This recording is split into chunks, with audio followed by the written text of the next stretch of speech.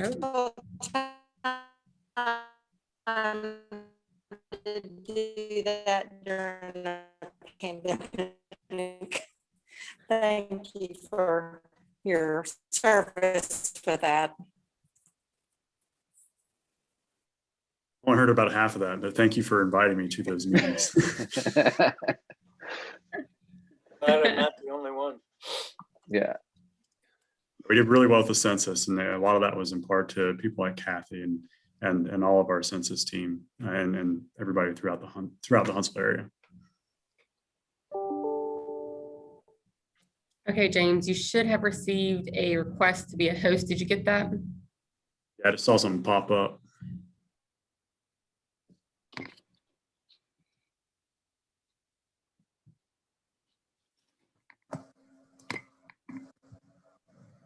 Do I need to do anything on my end, Caitlin?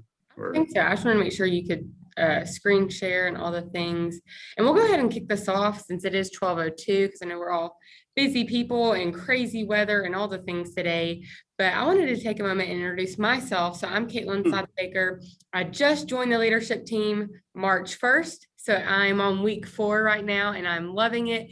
And I'm the program director for all of our alumni and focus programs. And it is honestly a blast. I can't wait to just engage our alumni even more and create some really fun programs for them, as well as continue on the focus experience as well. So just a quick introduction there. I'm excited to be here, and I'm really just going to go ahead. Shannon, do you want to say anything, or do you want me to turn it over to James? Hi, I'm Shannon Drake. I just want to say thank you for jumping on. I know it's crazy weather, but I know James has got a lot of good information that he wants to share with us. And thank you all as alumni for being a part of LGH and its mission. So no, I'll go ahead and kick it off to James then. Okay, James, it's all you. Good afternoon, everybody. Thanks for inviting me. So today we're going to go over some of the highlights of the development review, and I'm going to share my screen here. So if you're not aware of what the development review is, put it in full screen mode. So everybody can see a pretty tower crane picture of downtown. Okay, good.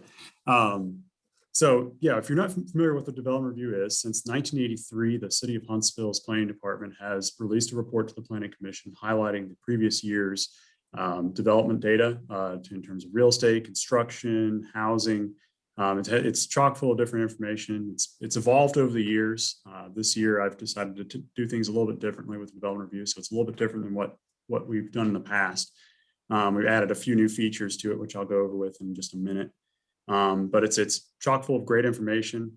Do want to note too that if you're like Larry and you're outside of Huntsville city limits, it does not include anything with outside of Huntsville city limits. So it's just building permits, CO data, real estate data, all that is just City of Huntsville.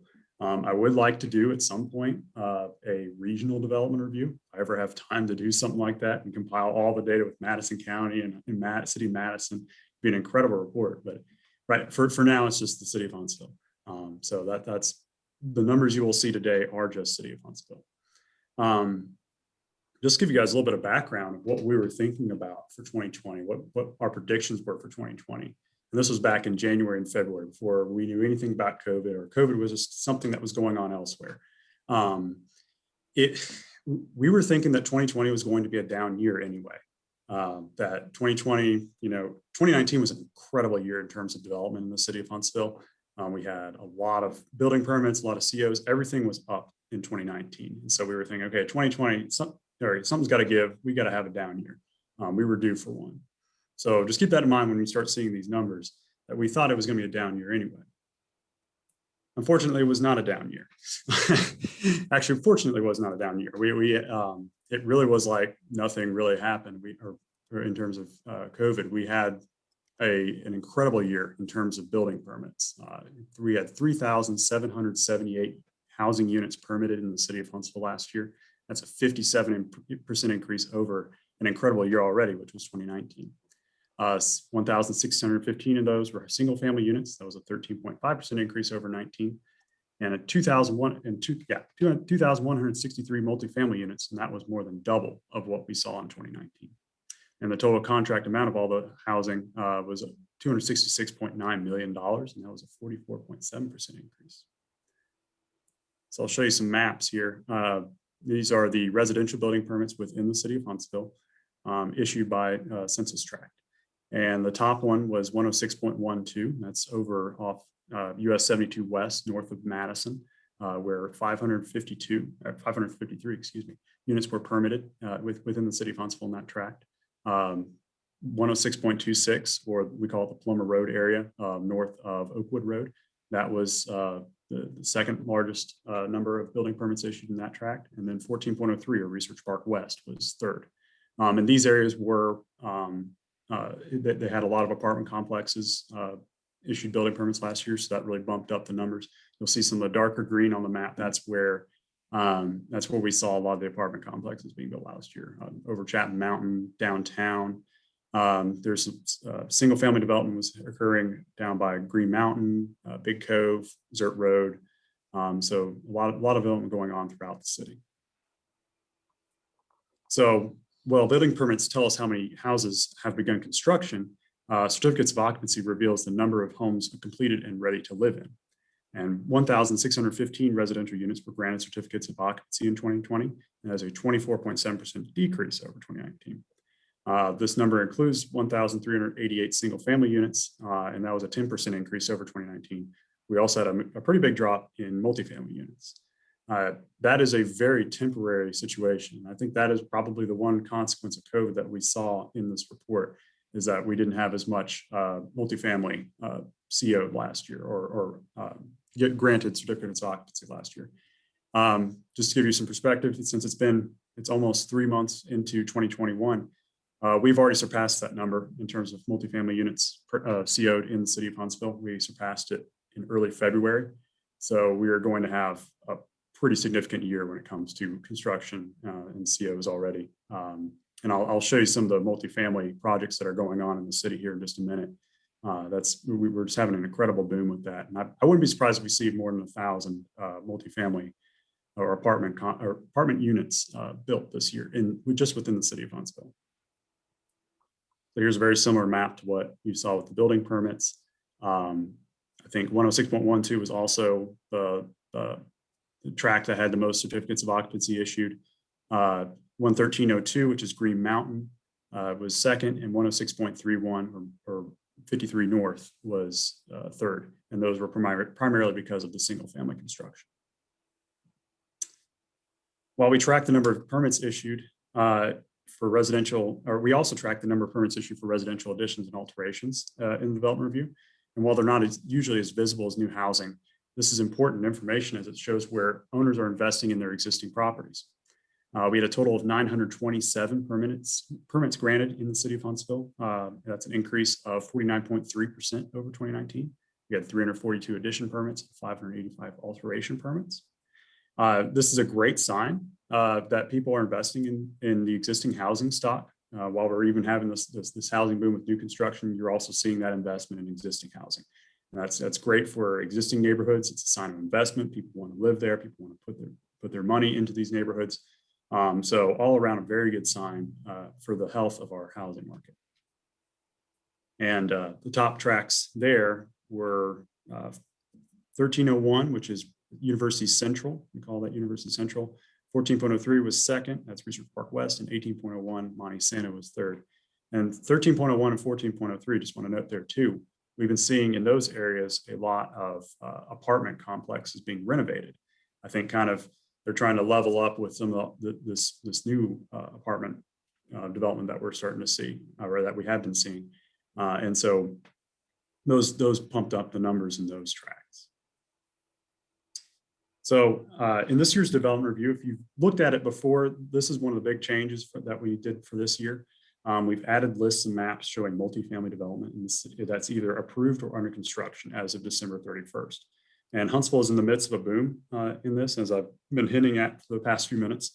And the planning department has been asked constantly about the status of these projects from developers looking to invest in Huntsville. In fact, about an hour ago, I got a call from somebody from Columbus, Ohio, asking about where are these developments occurring in Huntsville.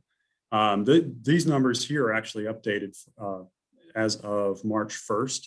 We have 3,800 units under construction in over 20 complexes, and then another 20 complexes haven't even started construction yet. So a total of 40 complexes and just under 10,000 units are either under construction or proposed right now. So here's a map of the multifamily developments that were, I believe they were under construction as of December 31st. And you see they're all over the city. The largest one, in fact, right now is called Anthem. It's at the corner of Johns Road and Plummer Road in Northwest Huntsville. And then these are the proposed multifamily developments as of December 31st. We've added a few more on there since then, and some of these have already started construction. Just to give you what these numbers or what these colors indicate. So there are different layers of approval for apartments when it comes to city council, or not city council, but planning commission. And you have layout approval, preliminary approval, and then you have boundary plat, which is your final approval. And once you have boundary plat approval, you can start construction of the apartments. So anything indicated in purple is ready to go. They have all the approvals necessary to start construction. Green is kind of they can clear the property and start working on infrastructure. And then yellow is just kind of, hey, we're proposing this. So so there's those different layers, just to kind of give you an indication of what's going on. A lot of them in preliminary. Some of them have already made it to final already. So we'll be seeing some of these later this year start construction. So we had 1,336 single family lots were approved by the Planning Commission in 2020. That's an increase of 46.3%. 2,140 multifamily units were approved. That's an increase of 76%. And 71 non-residential lots were also approved. And this is important. These numbers are important because if you see an increase in subdivisions, about 1 to 2 years down the road, this is kind of a good forecast of what our housing market or our construction data is going to look like in about 2 years. Because it's kind of a cascading effect. Once you get approved by subdivisions, then building permits are issued pretty within a few months, and then within a year or two, you'll see the certificates of occupancy. And so that's the cascading effect. So you'll have a good year in subdivisions, then you'll have another good year in building permits, and so on and so forth. So here are the major subdivisions for single family that were approved in 2020. The largest one was down in South Huntsville off Green Cove Road. That is in Lakes at Aldridge. You see that there's subdivisions being approved all over the city, really. And so we're seeing a lot of growth. The growth isn't just concentrated in one spot.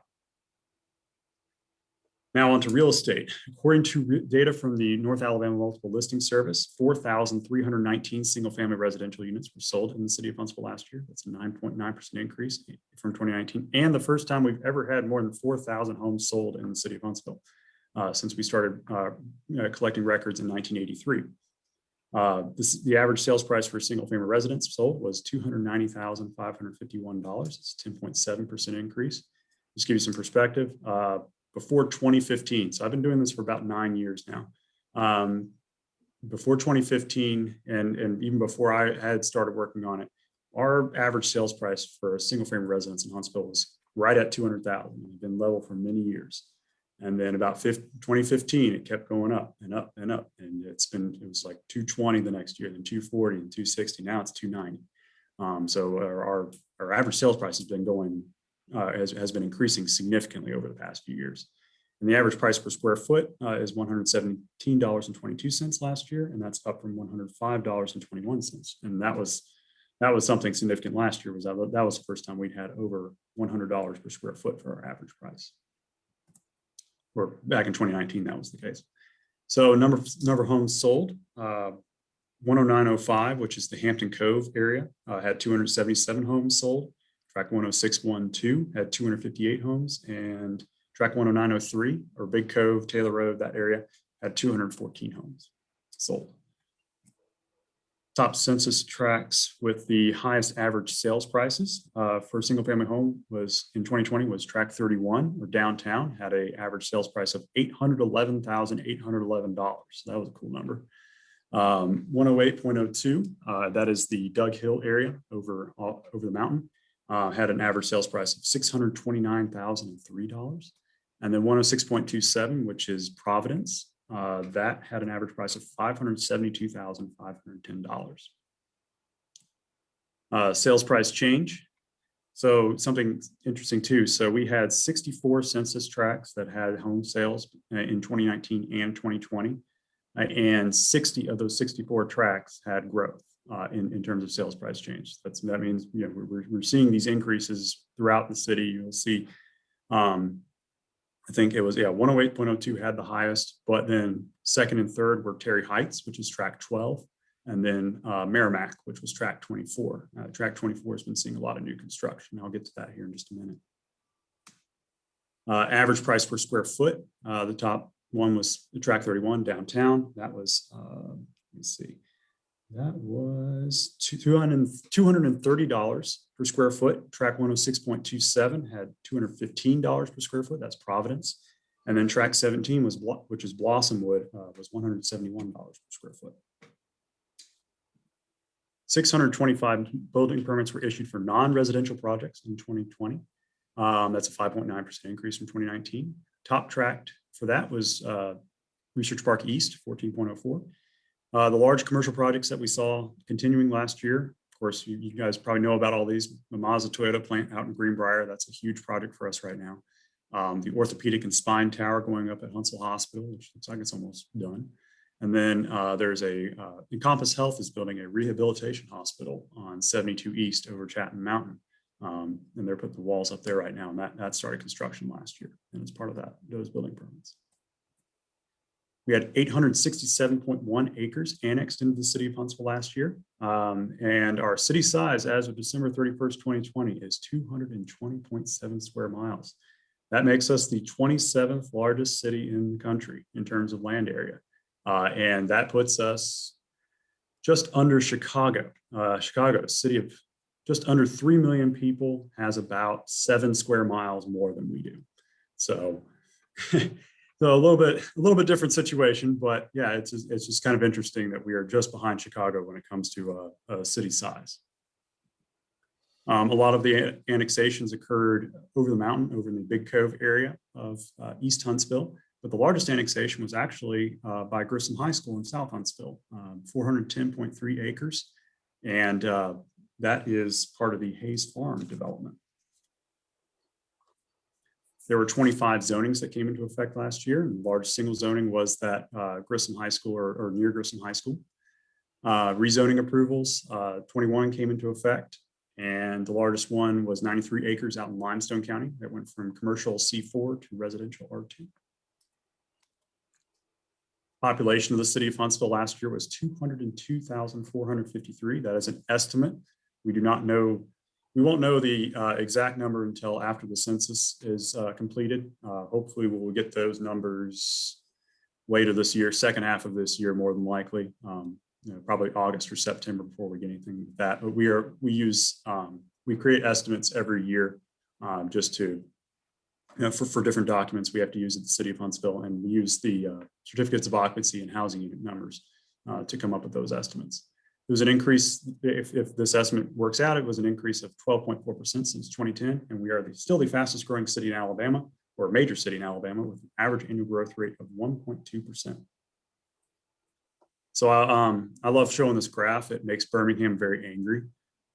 This is a graph of Alabama's 4 largest cities and their populations over the past 20 years. So the line in the circles on the top is Birmingham.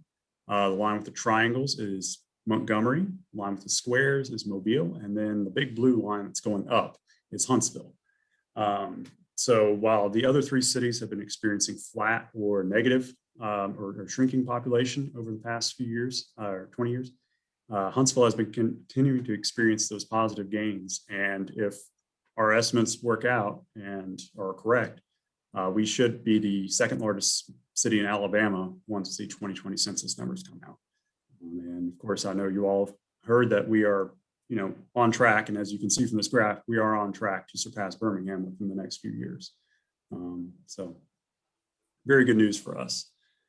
1,506 housing units were added in the city last year. So that's, if you're wondering how the math is done there, that is your number of COs and you subtract the number of demolitions and moves. We have a lot of those happen every year. So you had 1,615 COs, and that's why you have a lower number of housing units added, because of those demolitions and moves. It's an increase of 1.5% from 2019. We have surpassed 100,000 housing units in the city of Huntsville this past year. So we're now at 100,454. So I just threw a bunch of numbers at you, and I know a lot of you are probably glazing your eyes over and like, what does this mean? I have no idea. Okay, this guy's, yeah, this guy's nerding out. Okay, I'll try to put this in more layman's terms here and try to give you some takeaways as to what you can take away from this presentation. Something that I've been hinting at throughout the entire presentation is that we've been having a boom in multifamily development in the city of Huntsville. We have 40 projects proposed or under construction right now. Some of that has to do with what is called the Opportunity Zone Tax Credit, and that allows investors to come in and get a tax break if they invest in certain areas of or certain census tracts throughout the country. One of those census tracts, or several of those census tracts, are in Huntsville. One is the area that along Research Park Boulevard. A couple of those census tracts are opportunity zones, and we are seeing a lot of multifamily development, a lot of out of town investors coming in and buying land and putting apartments. So we're seeing thousands of housing units just in that area alone going on right now. Once the opportunity zone tax credit, it declines, or the benefits decline over a number of years. So it's better to get in early and then than it is to come in late.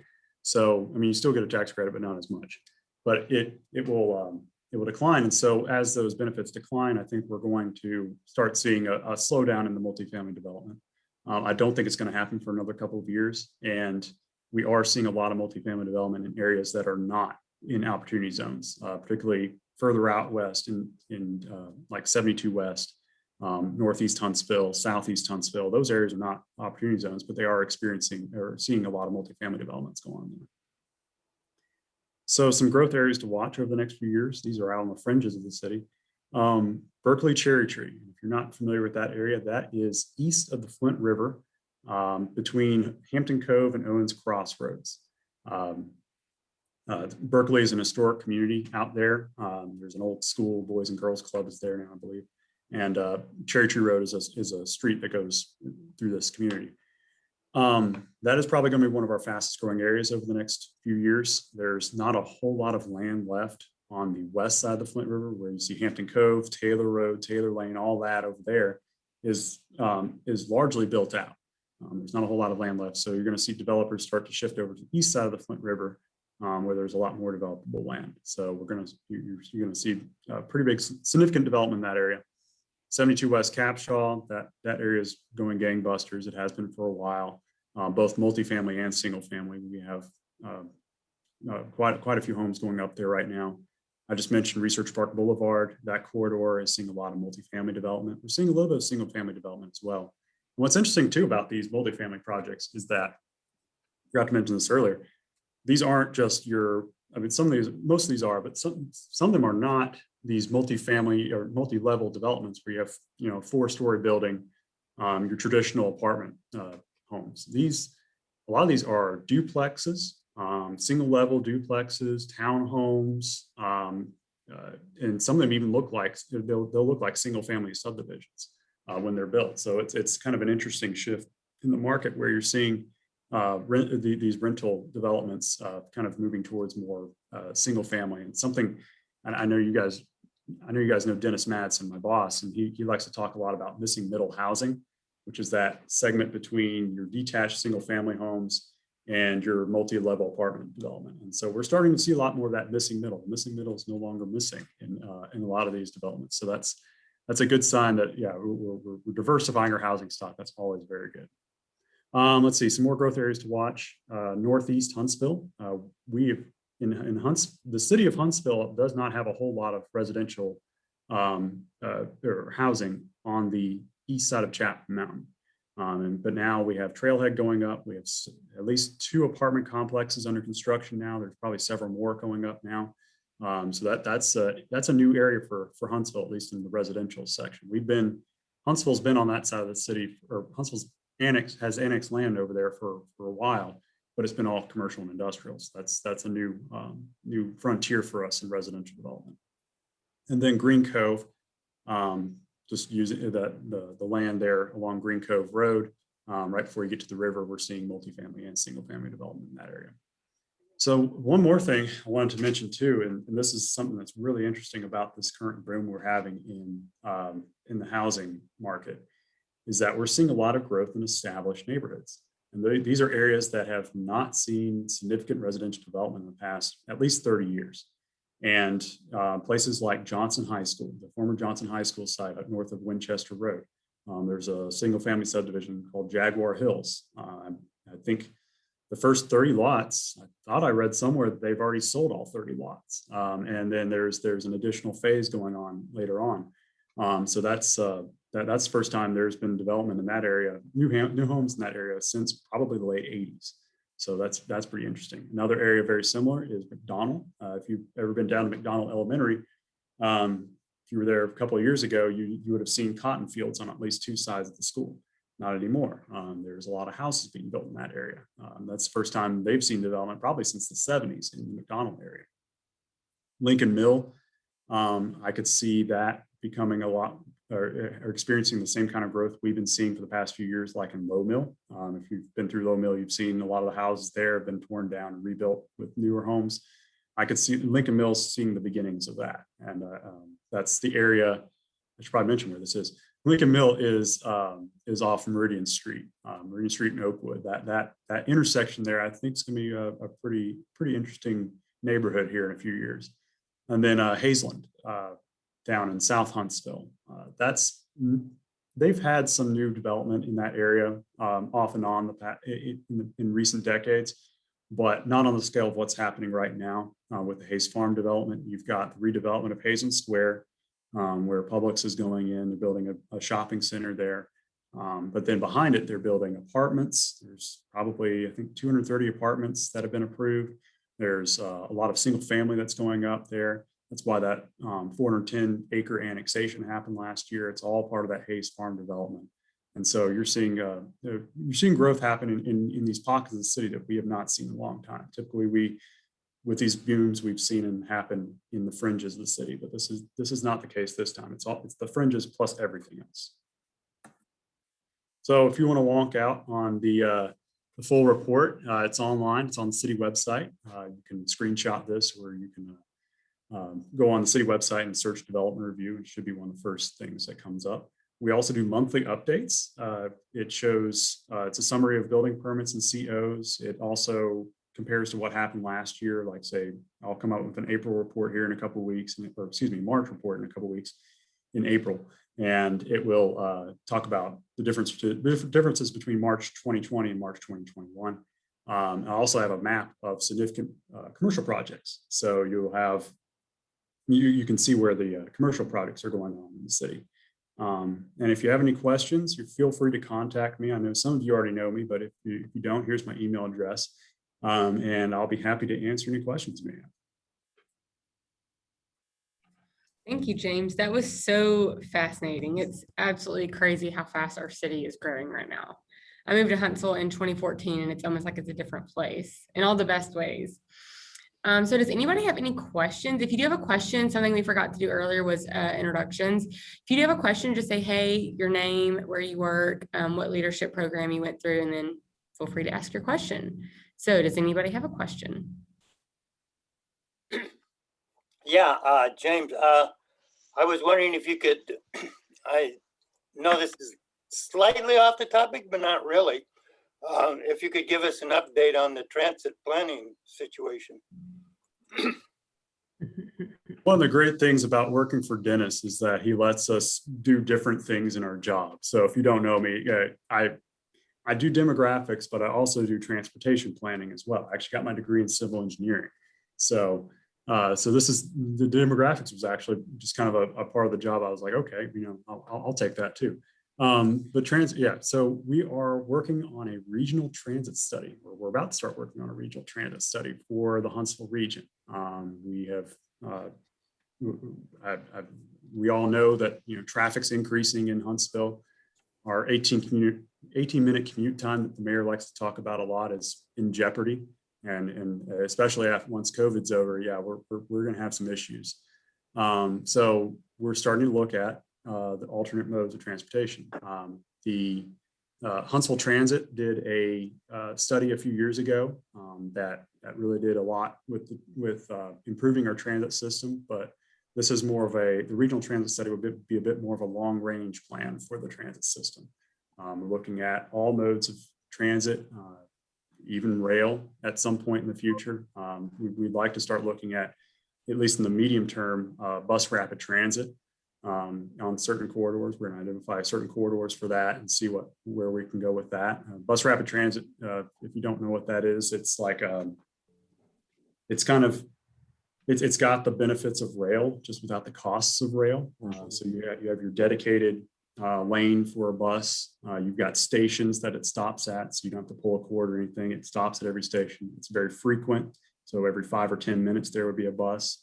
There'd be, the buses are quite large and they kind of look like rail, just with rubber tires. And so, yeah, so that's a pretty exciting project we're going to be embarking on later this year. Yeah, that'll be really interesting and something we will need here in the future, especially if all this housing growth continues. Hey, James, this is Andrew Jennings. So I was actually, I think I'm going to say lucky enough to be in leadership with Dennis. We actually went through the same class together. So I had one question. This is phenomenal, right? There's so much happening in Huntsville. And I remember there was a Deloitte study done a year or so ago now that the chamber had. And one of the things they highlighted was a bit of a gap in like affordable housing. And that's not like low-end housing, that was not rental properties, it was just affordable housing for families. What sort of developments are happening around that at the moment? Well, I know one of our significant projects that's going on right here, right with the City of Huntsville, is our Choice Neighborhoods project. It's called Mill Creek. If you're aware of that, it's going on. For those who are not aware, that's occurring west of the Parkway and south of 565, kind of that Campus 805, Governor's Drive, and I think it goes all the way south to Bob Wallace. That is the area they're looking at. And that is one area we are looking at for mixed income housing, where you have market rate housing, but at the same time, you replace any low income housing or public housing that is going to be removed. It's going to have to be replaced, and so having the mix of incomes is going to be very, very, very good for that area. But yeah, we're working on that now. I've been working with consultants on coming up with housing numbers and trying to figure out how much we need in that area, what's the demand in that area, and it's that's a really interesting project. And that's something we're going to try to use as a model for affordable housing in the future, because that is a big concern now. Yeah, awesome. Thank you. So James, Kathy Miller from United Way of Madison County. And so just to piggyback real quick on that for Andrew and the rest of the group. So Dennis Manson and I both are proud to serve on the Promised Neighborhoods Steering Committee for the planning grant that's about 2/3 of the way through now. And everything we hear from the consultants and from Huntsville Housing says that we have a really good chance to secure an implementation grant, which could mean millions of dollars to redo that area, which could be pretty amazing. So that's just something to stay. And of course, any of us that are on the steering committee, you're most welcome to call and ask questions, or we can get the consultants to come and do some education pieces. They're trying to do a lot of education, both around the people that live there right now. And I understand that about 80% of them would be willing to be temporarily moved to probably Section 8 housing while the deconstruction and reconstruction is happening. But most of them want to come back, and that's good news, as well as really creating an environment where people from all over the city and all over the region will want to come to that part of Huntsville. And so it's a dream and a half, guys, and it's time for our lovely city to have that. So I do have, I was going to ask that question, Andrew, so I'm glad you did. But I do have a follow-up question, James, around the increase in our rental costs, because we saw in the needs assessment, which has a little age on it right now, that in about 4 years, we saw almost a $200 leap in the cost of a 2-bedroom apartment. And so again, that goes to, you know, what's going to happen to our homeless population as people can no longer afford that. You know, we don't have, honestly, a lot of community capacity to help other than a few agencies. And United Way is proud to be involved with several of those. But it seems that if this tide is going to continue to rise, our community may not be capable in the current situation of being able to support that underpinning of our community. So can you talk a little bit about that issue?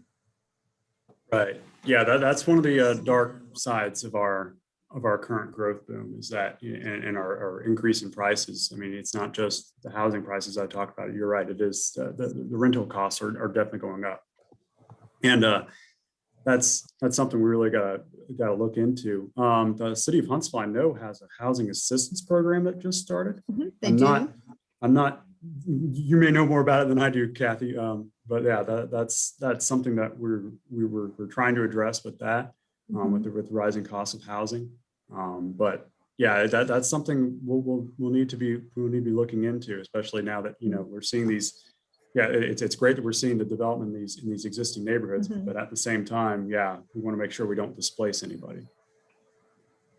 Hey, very good. James, you got time for another one? Sure. Okay, I'm Joe. Focus 14, I think, and Leadership 21, and I'm supposed to say the best ever. You talked a little bit about the residential, a fair amount about the residential side in terms of the trends and the breakout and so on. What about the commercial? Are we moving up the feeding chain in terms of retail or manufacturing, or can you say anything about the changes on the commercial side? Right. Yeah. Commercial was up last year in terms of building permits, and yeah, a lot of that has to do with Mazda Toyota occurring. There's a lot of building permits going on out there. I think Shane told me one time there's 6,000 construction workers out there already, which is just insane. That's like our second largest employer out there right now. So it's yeah, commercial is definitely booming. I've got on the monthly updates, I do have a map of the commercial projects that are ongoing. Retail, probably our big thing this year will be Trader Joe's. I know everybody's all excited about that. That's been that was a big get. That was something back when I did retail recruitment for the mayor's office about 10 years ago, and that was our number one retail request was Trader Joe's. Our number one restaurant request was Cheesecake Factory. So now we're getting both in the same year. My job is done. I can retire early. No, but that's a sign that people are starting to really notice us. I mean, not just in residential, but also commercial. I think with the Mazda Toyota project, with FBI coming in, with Space Command eventually coming in, hopefully in the next few years, that we're starting to be noticed, definitely. Thank you. James, this is Cheryl Smith with United Cerebral Palsy, and our offices are located up on the north part of town off of Max Luther. So we're really excited about the county commission administrative buildings, and more recently, the talk about the new school administration building. Can you talk about some of the growth expectations for the North Parkway corridor and what that means for other side roads and growth up in that entire part of the city? Sure. Well, yeah, you covered it pretty well with the County Services Center occurring there. Just opened at Oakwood in the Parkway. For those of us that have been here for a while, that's the old Bruno's or Food World there. And then now they're at the Builder Square Shopping Center. We called it the Three Squares, where we had Madison Square, Builder Square, and Hazen Square. Builder Square was the last one that we identified in the big picture as a potential major redevelopment project. And they announced a few weeks ago that the city was looking at purchasing that property, and then the school board would have their administrative offices on that property, along with a retail and residential development in that area. So, yeah, in that case, yeah, that's been a goal of ours for a while, to have redevelopment at that corner. It's a fantastic corner to develop on. We'll have the Maston Lake overpass project going on here in a couple of years, or actually, well, we're in 2021. So yeah, within the next 18 to 24 months, there should be construction ongoing with the Maston Lake project. So that will hopefully, once that's completed, work out the details in terms of property ownership in that area. And so you won't have, construction. Retail doesn't particularly like it when there's a lot of construction around. So they'll probably hold off and wait until after that gets built to go a little bit further north. But yeah, what H.C. Blake did with the shopping center just to the south next to Kroger with Darkside Coffee. And I think is it Betty Mays is there? Yeah. That's been an incredible development. That place was packed the other day. I went there. So yeah, there's a lot going on in North Parkway. Both sides of the Parkway we've been requested back when we were doing the big picture a few years ago. Hazelton Square was, another part that we were that people were like, hey, you guys need to take care of this. And fortunately, that's been taken care of. Now we're working on Builder Square. So yeah, lots of things going on. So do you see any restaurant or other development that would support that businesses along that corridor going all the way up to Facebook and everything? Right. Yeah. Well, I don't have anything specific, but I know with Starbucks, that Starbucks there at Maston Lake that was there before the overpass took it over. That was one of their best locations. So I know I would not be surprised if they, especially with the success of Darkside, at least from what I've been seeing, seeing more of those kinds of businesses go along there. Yeah, we'll have to. I think with the redevelopment Builder Square, I think that's your last big site on the corridor that needs to be redeveloped. But that will definitely be a catalyst for new development. James, this is Jim Deal from Torch Technologies, L26, along with John Randall there, and F22. I'm the current board chair for Leadership Greater Huntsville. A question on the combination of Huntsville, Madison County, Madison City data. Do similar reports exist for both Madison County and Madison City? Or is it you have to go dig the data out from where they post different pieces? I believe, yeah, there is not an equivalent report for Madison County or City of Madison. That's part of the reason why we were thinking to do a regional report. As Larry knows, we double as the staff for the Huntsville Area Metropolitan Planning Organization, and that is our transportation planning body for City of Huntsville, City of Madison, and Madison County.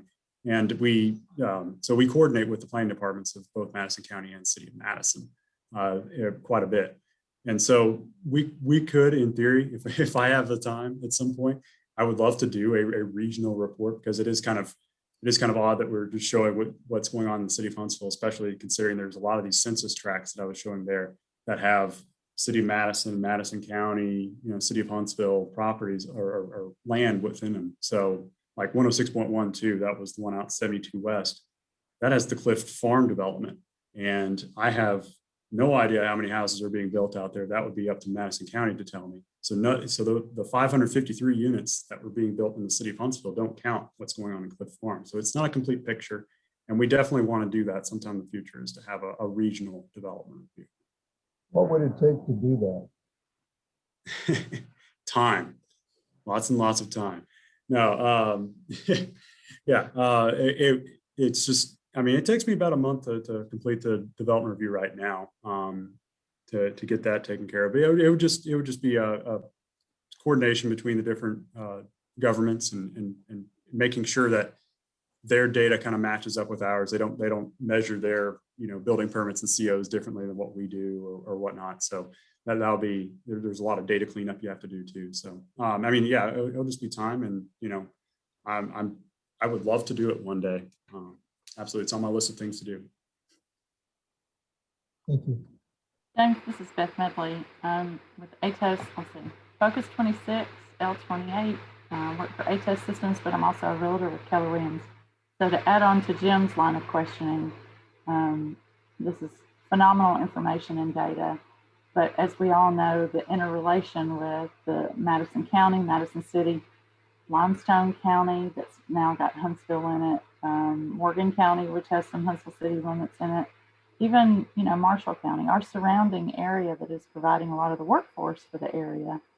How much interaction do you guys have in these planning efforts? I mean, I know you said you don't have data gathered for everybody, but do you routinely or as needed interact with the economic development or planning organizations in those counties and involved municipalities?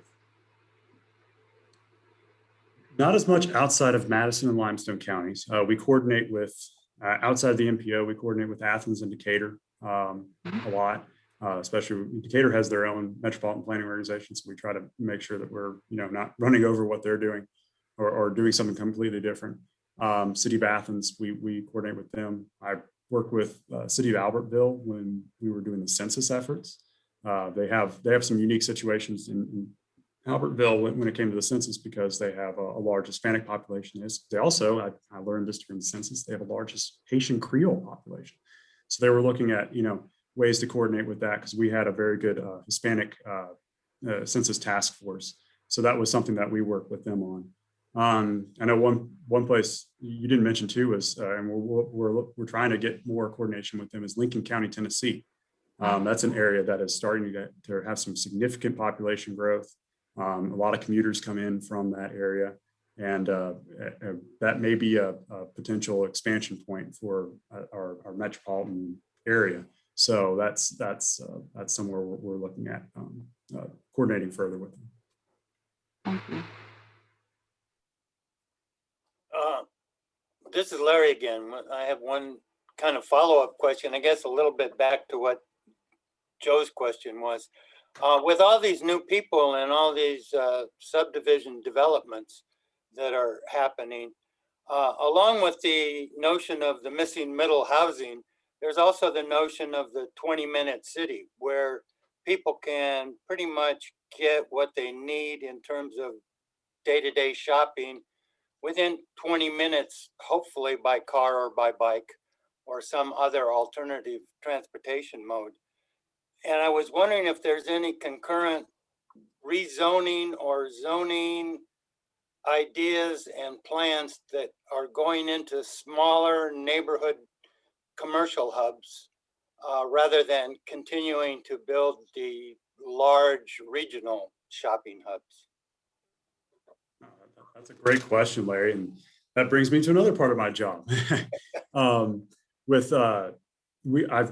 Dennis has tasked me to be a project manager on several small area plans for the city of Huntsville, and we had one approved for 5 Points Northeast Huntsville back in August of 2019, and that was kind of going along those lines of, you know, enhancing the commercial core there in 5 Points, and then, you know, allowing for the missing middle housing, and we had a missing middle area of 5 Points that was already zoned that way, and so we were going to encourage growth in that area.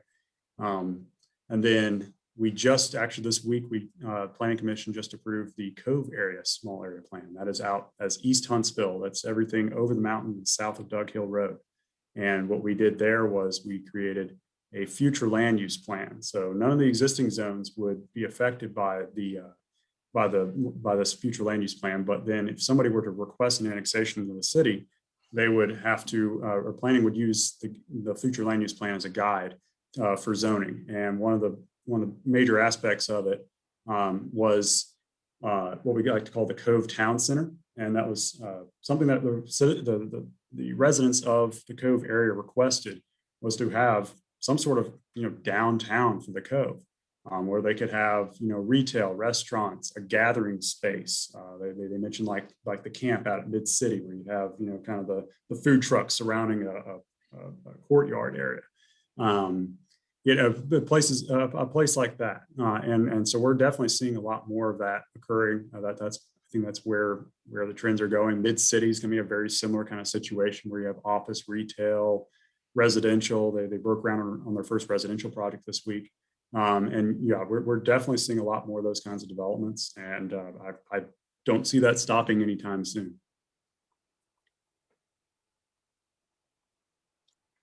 James, with the past fires in manufacturing plants, I think for processed wood products, and I think this week they had a fire at one of the siding company manufacturing facilities, and then all the natural disasters and the demand on products.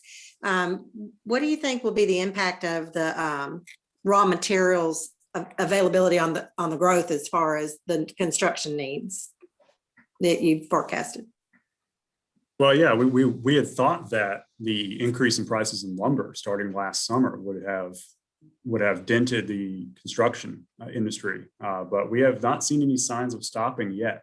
In fact, after about May or June, the growth in our building permits just accelerated, and that was right about the time that the lumber prices spiked, and they're still pretty high. So we have not seen any signs of that. Of those commodity price increases denting in our housing market just yet. Doesn't mean that it will be delayed. Maybe it was, maybe these projects were already planned and they were ready to go beforehand, and now we'll see a tapering off soon. But now we haven't seen anything yet.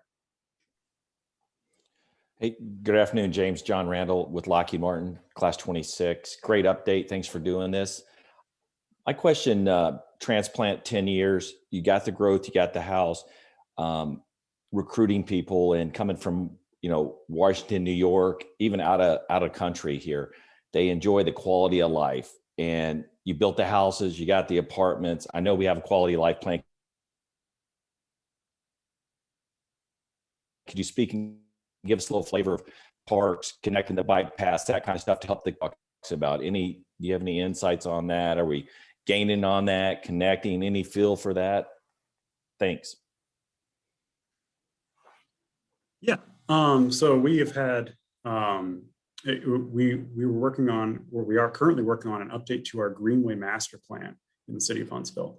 And that's not just within the city of Huntsville. We've also included surrounding areas because, at some point we may annex, and also we're working with the land trust to work on those areas outside of the city. I know that was a big part of our Cove area plan, was to connect greenways out in that part of the city. We've got a new greenway.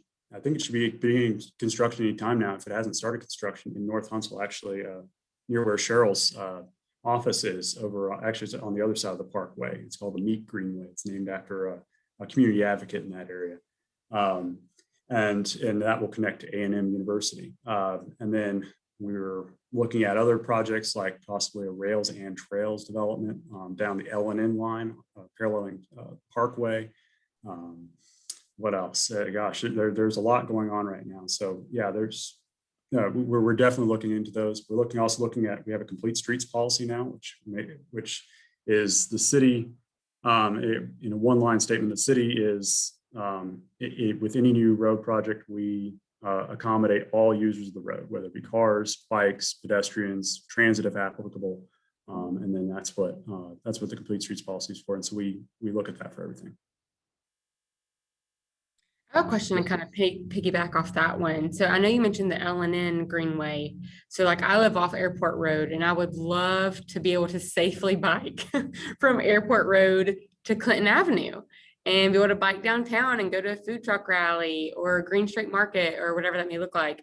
Obviously right now I can't really safely do that quite yet.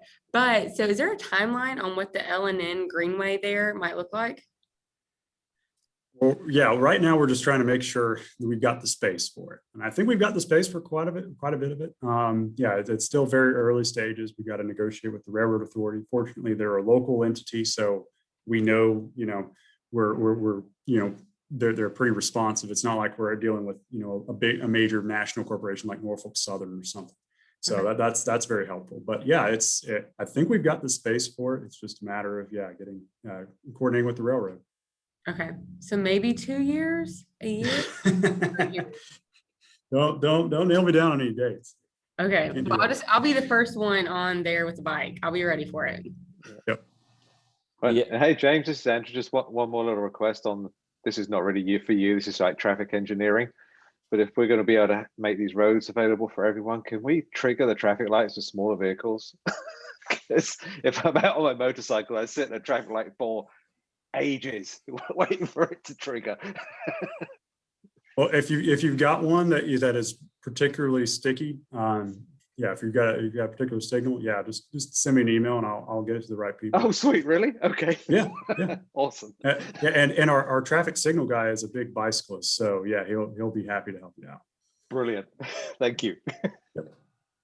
James, this is Cheryl, and I guess I forgot to say, I was in the second leadership class back in the 80s, so been around a little while. But you had this Smart City Safe Streets or vice versa project where you were enhancing a lot of those intersections and pathways of moving people. Are you still a part of that grant, or did it run its course? And do you have any projects coming up that would enhance those intersections and safety zones? Yeah, the Safe Streets Smart Cities grant, I think that was the ultimate goal of that, was to create the city's complete streets policy, or a complete one for the city. And that was enacted by the city council, I believe, either last year, I think maybe it was 2018 when we enacted that. So yeah, that was we coordinated with Smart Growth America and their Complete Streets Coalition to complete that. And yes, anytime there is a repaving project or a widening project or building a new road, we have to, as part of the Complete Streets policy, we have to consider the needs of pedestrians, bicyclists, and then, like I said, if applicable, if there's a transit route planned, then we look for the needs of those users as well. And so anytime we get a new schedule on repaving projects, we look through it, make sure, if any of them overlap a bike route, that we make sure that there's, some sort of bicycle facility going in. But yeah, and I know one in particular project that's about to begin probably here in the next few months will be Meridian Street, just to the south of Pratt. There's some repaving going on there as part of the parking garage going in there. And also it's a great connection because you've got a bike lane north of Meridian Street and you've got a greenway going into downtown. And so it's a great little connection, and we'll be putting some bicycle facilities on that road. Great to hear that's being coordinated still. So thanks. Yeah. Okay. James, I didn't realize that the complete street policy was enacted. And I guess I'm wondering about building projects when particularly I'm thinking of the Madison County Service Center, where they just put that in and they had to do a lot of development around the parcel. And I noticed that the sidewalk does not go all the way around, particularly on the Oakwood side. Is there some kind of movement to get the complete street policy implemented also with building permits, so that there's really two issues. One is that we're not getting enough bicycle parking in a lot of places, which is part of the code, I believe. And also, like I say, the sidewalk of all people, the Madison County Service Center should have done a lot better job with their pedestrian right-of-ways around there. Do you know anything about any of that? Yeah, we've noticed that too, Larry, Quality of life. about the Madison County Service Center. And I know at that intersection particularly, we have we're looking at doing intersection of Oakwood and the Parkway. We're looking at doing an intersection or improving the pedestrian crossings there. I know, yeah, at the service center, I think if I looked at it right, there was a sidewalk, but it went from the bus stop to the service center, but it doesn't connect anywhere else. So yeah, you're right. That is something we are aware of, and we're looking into fixing that. Thank you. Okay, guys, I think that wraps up our time today. These were some great questions. James, you were in the hot seat for a while today. You handled it like a champ. He enjoys the hot seat. You No, I know. don't. No, I don't. Well, hey, thank you so much again for taking time. This was absolutely just honestly kind of mind blowing. Like it's crazy all the things that are happening right now in our city, all the great things. And thank you everybody else, all the alumni who hopped on today for this 12 at 12. I am recording this, so I will email you guys once it gets done processing afterwards, the link in case you want to watch back all of the fun knowledge that was shared. But if anybody has anything final to add in here, now's your time. Okay, if not, thank you everybody for joining today, and I'll be in touch with you all very soon. Thank you. Bye. Thank you. Bye.